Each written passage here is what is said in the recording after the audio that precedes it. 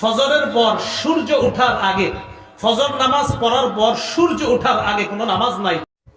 বুখারী শরীফের বর্ণনা, লা সালাতা বা'দাল ফাজরি ক্বাবলা আন তাতলুআ আশ-শামস ওয়া বা'দাল আসরি ক্বাবলা আন তাগীবা আশ-শামস। ফজরের পর সূর্য ওঠার আগে, ফজর নামাজ পড়ার পর সূর্য ওঠার আগে কোনো নামাজ নাই। আসর নামাজ পড়ার পর সূর্য ডুবার আগে কোনো নামাজ নাই।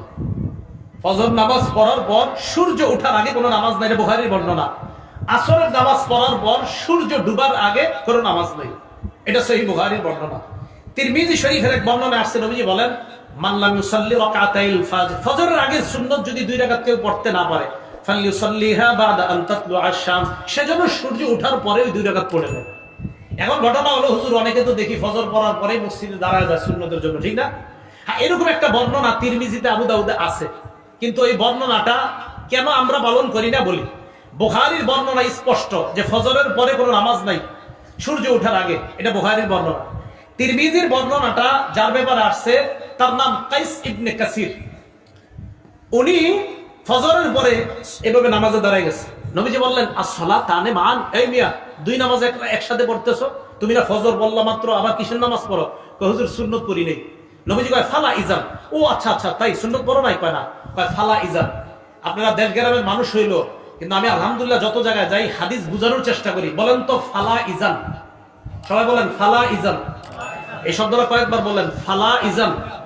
আচ্ছা এবার বুঝেন, ফালা ইজানের 2টা অর্থ। ফালা ইজানের কয় অর্থ? প্রথম অর্থ হলো কি করো? হুজুর ফজরের সুন্নত পড়ি। নবী কয় না, এরপরেও পড়ার অনুমতি নাই।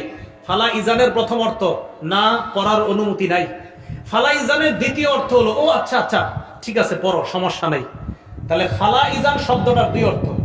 এক অর্থ হলো, ও আচ্ছা সুন্নত পড়তেছো? কয় হ্যাঁ, আচ্ছা ঠিক আছে সমস্যা নেই। দ্বিতীয় অর্থ হলো, সুন্নত পড়তেছো? কয় হ্যাঁ, না তারপরেও অনুমতি নেই। তাহলে বলেন তো, ফালা ইজান নবী একটা শব্দ বললেন, এই শব্দের অর্থ হয় কয়টা? তাহলে যে 2 অর্থওয়ালা শব্দ গ্রহণ করতে গেলে 2 দল হয়ে যায়। তো এই 2 দলের ঝগড়া নিরসনের কি উপায়? উপায় হলো বুখারী শরীফের হাদিস মেনে নিলে ঝগড়া আর থাকে না। 2 দল, এক দল বলবে না আমরা বলবো না আমরা সুন্নত পড়বো, আরেক দল বলবো না এই হাদিসের তো আরেকটা অর্থ হয় যে সুন্নত না পড়লে কিচ্ছু হবে না, পরে পড়ো তুমি। এক্ষেত্রে আমরা করিনা বলা হয়, এটা যে করিনা মানে আলামত, যে এই হাদিস মানার জন্য অন্য কোন আলামত খুঁজবো আমরা। কি? বুখারীর এক বর্ণনায় পাইছি, নবীজি বলছে ফজর পড়ার পর সূর্য ওঠার আগে আর কোনো নামাজ নাই, আসর পড়ার পর সূর্য ডুবার আগে নামাজ নাই। তো ফজরের পর আর নামাজ নাই, এই অর্থ কিভাবে গ্রহণ করবো?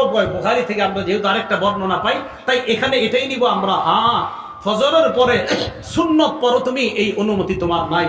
আর এই হাদিসকে হাদিসে মুরসালও বলা হয়। আর হাদিসে মুরসাল যেখানে আছে, অন্যদিকে আছে হাদিস, সহিহ হাদিস বুখারী শরীফের স্পষ্ট হাদিস থাকার পর এই হাদিসে মুরসালের উপর আমল করার কোনো প্রয়োজন নাই। টোটাল কথা হলো, ফজরের আগে সুন্নত যদি পড়তে না পারেন, এই সুন্নত সূর্য ওঠার পরে পড়বেন, যদি ফজরের আগে সুন্নতটা পড়তে না পারেন। কথা কি বুঝে আসছে সবার? আল্লাহ পাক রব্বুল আলামিন আমাদের সকলকে রমজান পরবর্তী করণীয়গুলো যেন আমরা পালন করতে পারি, আমল করতে পারি, আল্লাহ তৌফিক দান করেন।